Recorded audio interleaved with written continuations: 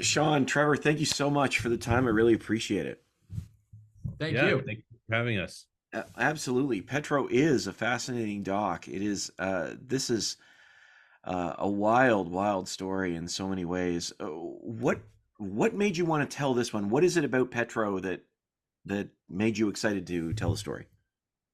Yeah, I mean, he is really a once in a generation former guerrilla and now politician who, we from an early on, Trevor and I actually started documenting Gustavo Petro's story way back in 2007, or even earlier than that. I believe it was '05 or '06, Trevor. Um, and we made a couple of student documentaries about Gustavo Petro and about the conflict in Colombia in the mid aughts. And so 15 years later, we came back to the same subject matter because there was this sense that, we were young then, we're 37 now, and we were 21 back then. And we didn't really have the depth of experience with filmmaking, obviously, that we do now. And, I think there was always kind of this lingering feeling of that we had captured something there, but we really hadn't made the sort of film that we had been dreaming of at the time. And so uh, you know, uh, I saw some early polling that said that Gustavo Petro may have a chance of winning this election. He had become mayor of Bogota and then run for president twice and lost. But in 2018, he got more votes than any progressive candidate had ever gotten. And so that was the moment when I think a lot of people started to take notice and say, you know what, this could actually be a possibility in the future. And the former president, Ivan Duque's administration was plagued by a lot of unrest and a lot of issues. And so I think that combined with the pandemic really paved the way for Petro to run a successful campaign in 2022.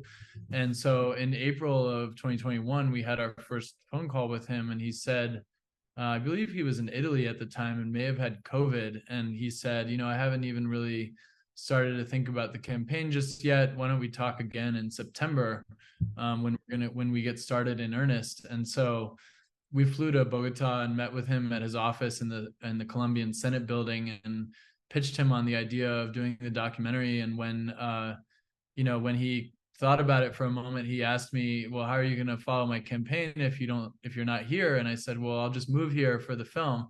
So I actually moved to Colombia for a year and a half to follow the campaign. And we, crisscrossed the country with our small kind of skeleton crew over the course of, I think it was 9 months or so. And it was a really intense time period and also a really inspiring one as we hope comes across in the film. Absolutely. I mean, and this is an intense process. I mean, we see and hear story after story of uh, presidential incumbents getting shot, and there's that incredible story where I think his wife says to him, why aren't you wearing your flak jacket? Well, if they're going to shoot me, they're going to shoot me in the head." And it's like, wow. So, like, what was that like being there for both of you? Because I mean, things are starting to heat up during the process of his reelection campaign.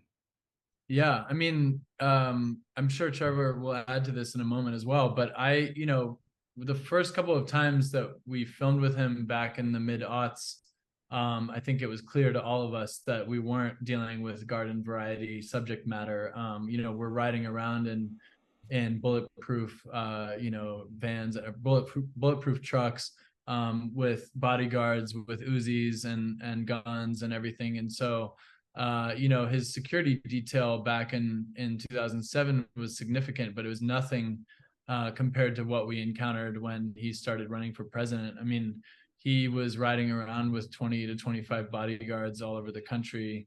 And his security detail was critical to not only keeping him safe, but making sure that everything was streamlined in terms of the travel plans from one place to another. One thing that was really impressive about him is the frenetic pace of the campaigning. And every single day he was traveling to a new town or city to give speeches and also interact with people and meet with people. And no other candidate during that campaign was really doing that in the same way. Many of them were doing press interviews back in Bogota, but they weren't actually traveling out to where people live, to these far-flung communities made up of, Afro-Colombian, indigenous, and campesino populations who had been deeply affected by the conflict. And so I think one of the inspiring things for us was to see the dedication that he had during his campaign. But yeah, I mean, it was obviously, there were always security concerns. And I think that while we were not kind of being protected by his security detail, we had a good rapport with them, and they were always kind of aware of our presence. And to the extent that they facilitated access at various moments when we needed to get on stage somewhere, or get behind the scenes with him for a moment or two, they were actually really helpful to us along the way. And it's a thankless job, because the only time they either he gets killed or he doesn't. And so if he doesn't get killed, then that means they're doing their job right. But people aren't necessarily coming up and thanking them for that work every day. And so but yeah, it was an intense process for sure. And many presidential candidates have been killed over the years in Colombia, as we allude to in the film. The woman that you were mentioning a minute ago, Maria Jose Pizarro, is the daughter of the former M19 presidential candidate Carlos Pizarro, who was assassinated on a plane while he was campaigning to run for president. And actually, during this campaign, there were significant threats against Petro's life, one of which was a plot to assassinate him shortly before the election. And that was a trip that we weren't actually meant to be on with him. But you can easily imagine a scenario where we would have been on that trip and something bad could have happened. So there was a risk for us, but we tried to take all the necessary precautions and stay close to the security detail while we were out shooting. Absolutely, and yes, of course, Pizarro's wife. My apologies, but it would have been absolutely incredible. Trevor, over to you. What is it about Petro that makes him so special? Why does he scare so many people? Well, I think that what makes him special in this instance is that he really has become this avatar of decades of struggle of progressive left, disenfranchised communities, people who have been major victims of all the negative consequences of the sustained conflict in Colombia.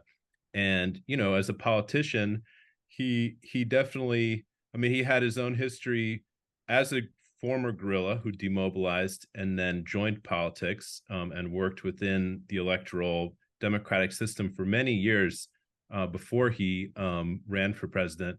And I think he built up a profile that resonated with those people. And he confronted a lot of the sectors of the right wing and the military and the paramilitary groups and the drug gangs in a very brave and outspoken manner, and suffered consequences. He was exiled. There were attempts on his life. His family were threatened. There were, I think he proved that he was a brave and capable person, willing to put himself out there for what he believes in. And I think that's what garnered such an appeal. As to why people are scared of him, there just is this unfortunate history of hyperpolarized politics in Colombia, but also all over Latin America, that we're now seeing extend really across the world. We're facing our own election in 2024 that will have some of the same themes at play. Very divisive politics that feel like people are being drawn further and further away from each other. And as part of that, there's this media environment of scare tactics and hyperbole, and basically, your political opponents will try to cast you in the worst light that there is. And in Colombia, that is calling him a communist in the vein of Fidel Castro or Hugo Chavez, or someone who I think that there's this very fair fear of that will destroy the economy and create like a left-wing dictatorship. But the truth is that that is not Petro's politics. I mean, he's not a hardcore communist. I mean, he's progressive in our language. Maybe you call him like progressive left. He's a Democrat. He works within the democratic system, and as you see, or as we have seen since he's been elected, none of those fears have transpired. Colombia is still a democracy. People are still going about their business. They can own property, whatever, so that's a long way of saying that, of answering your question. Hopefully that did. Yeah. Here is a man who espouses peace in every opportunity he can. Peace, peace, peace. And I think it was him, and I could be wrong, but I think it was him that talks about peace as a social contract. Mhm. Based on your time with him, both of you with your time with him, what does peace mean to Petro? What does it look like? What is he try? I know I say, what is he trying to achieve? He's trying to achieve peace, but what does peace mean to him? Yeah, I mean, I think in the film he says that he feels like peace isn't just about brokering peace between armed groups, but it's also about social and economic inclusion.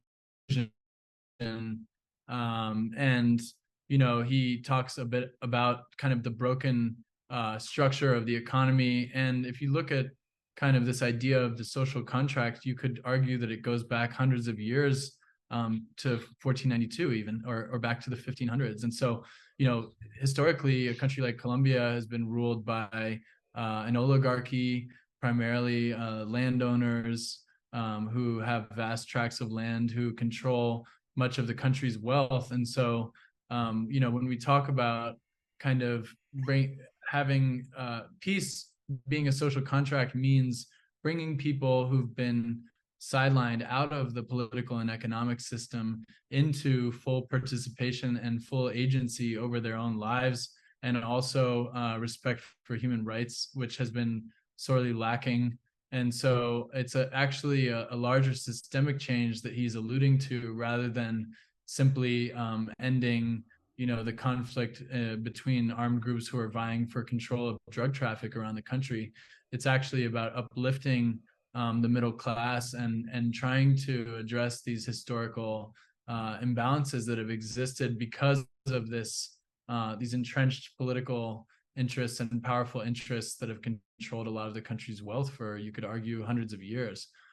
So that doesn't mean that he wants to go about expropriating land and going with pitchforks and torches to take over vast tracts of land around the country. What it means is giving people a decent wage and something that might resemble social democracy, or a robust social spending program like what we have in Scandinavia and various countries in Northern Europe, and akin to maybe what somebody like Bernie Sanders was arguing for in the United States.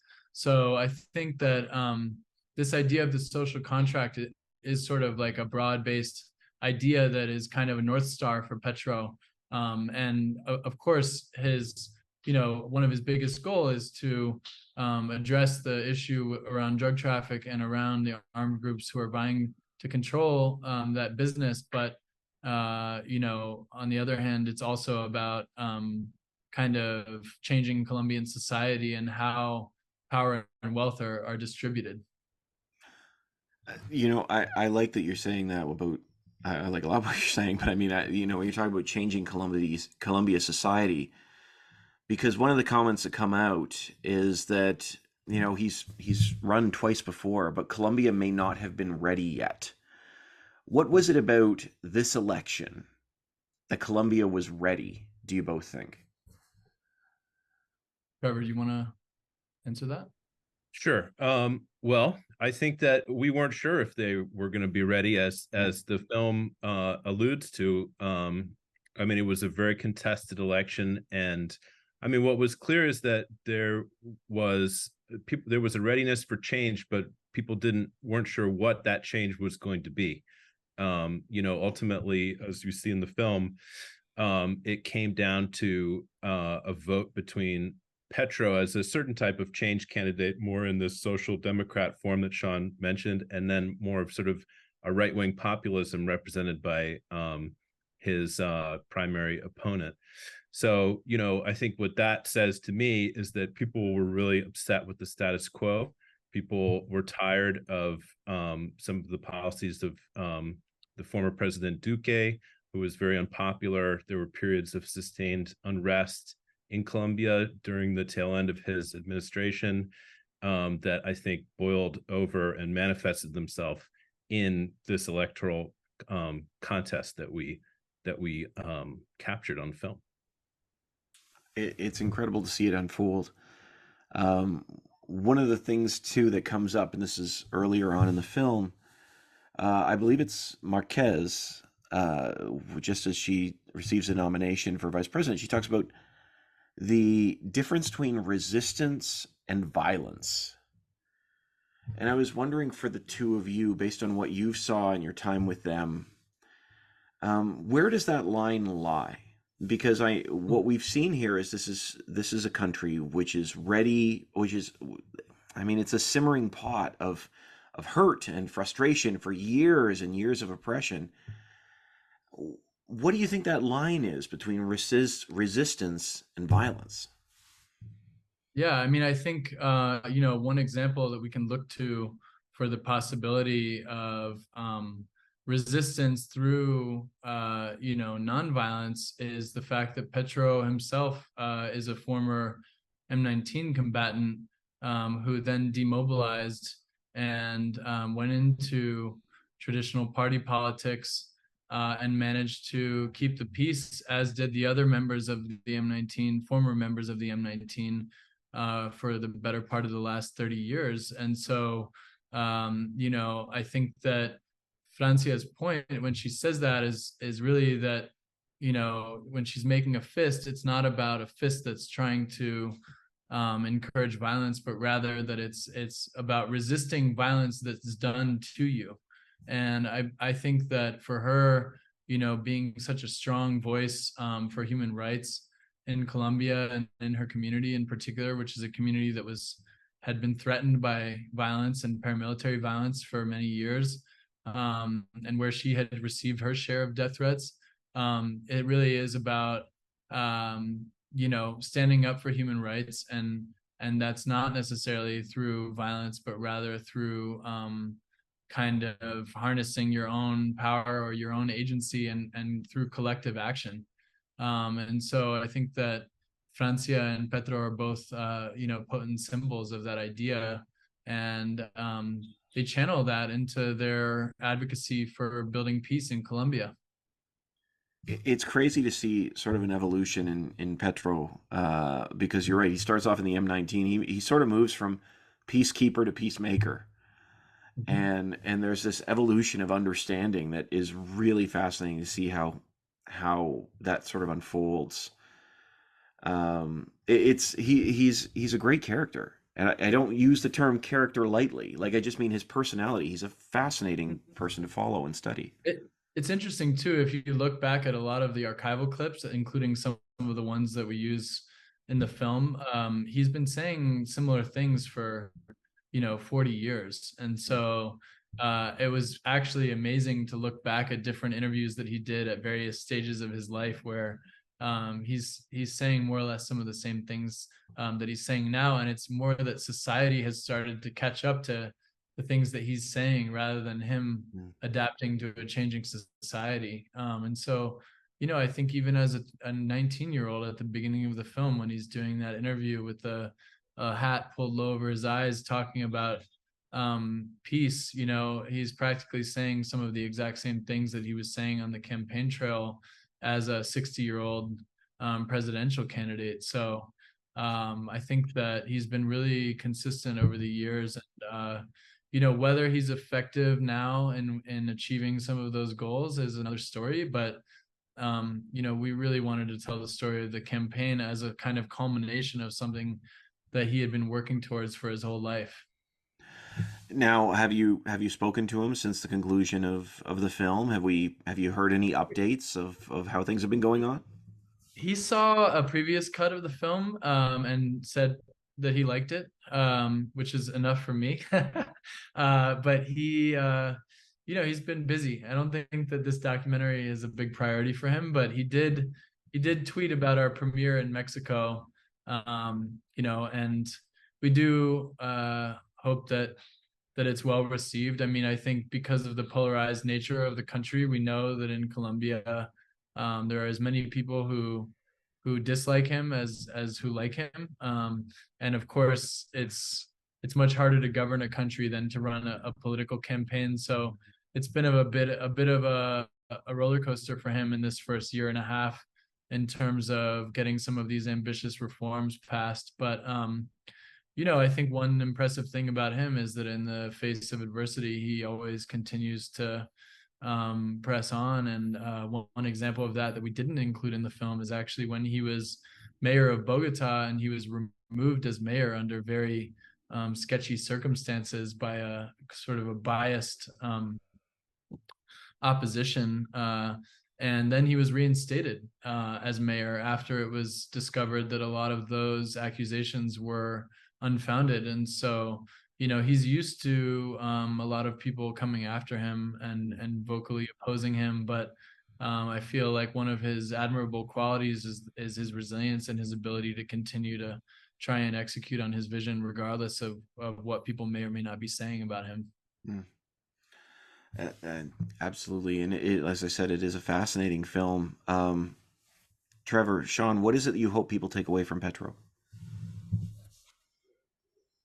Well, I think that for me, it's really that the film I hope resonates with audiences outside of Colombia, people who are confronting their own politics of polarized politics, or politics of division, people who are going up against nascent authoritarianism, autocracy, communities who might be dealing with their own legacies of conflict and struggling to reconcile maybe a violent history with making peace through democratic means.